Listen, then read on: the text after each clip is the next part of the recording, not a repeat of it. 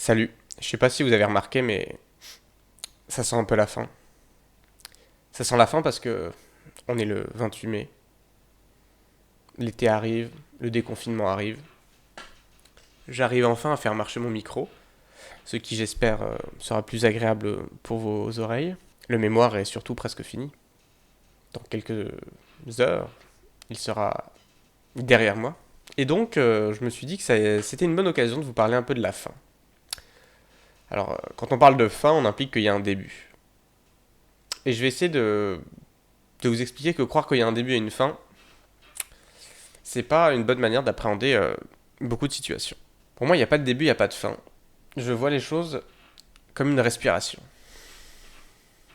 Quelque chose qui grandit et qui ensuite se rétracte.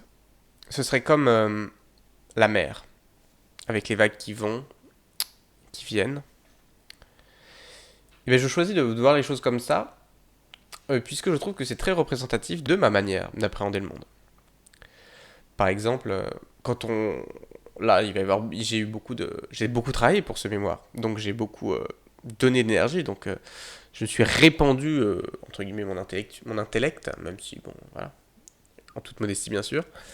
Et dans les jours qui suivront, le relâchement va faire que la vague va revenir et mon intellect sera complètement parti.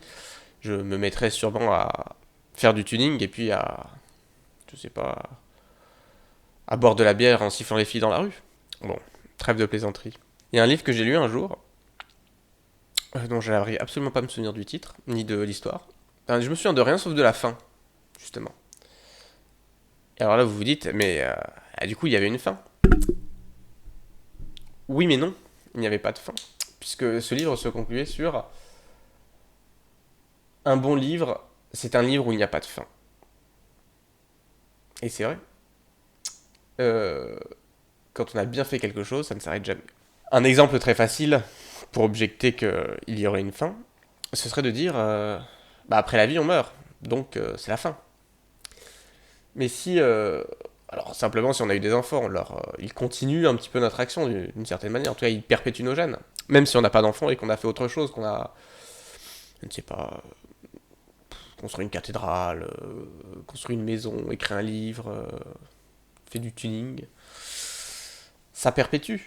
Donc finalement, la fin n'est jamais complètement là. Et puis des fois, se rendre compte que ce n'était pas vraiment fini, c'est un grand plaisir. S'apercevoir que cette chose qui revient maintenant nous rend heureux alors qu'avant nous rendait triste. En tout cas, la fin du mémoire approche. Et la fin FIM est là aussi. À demain.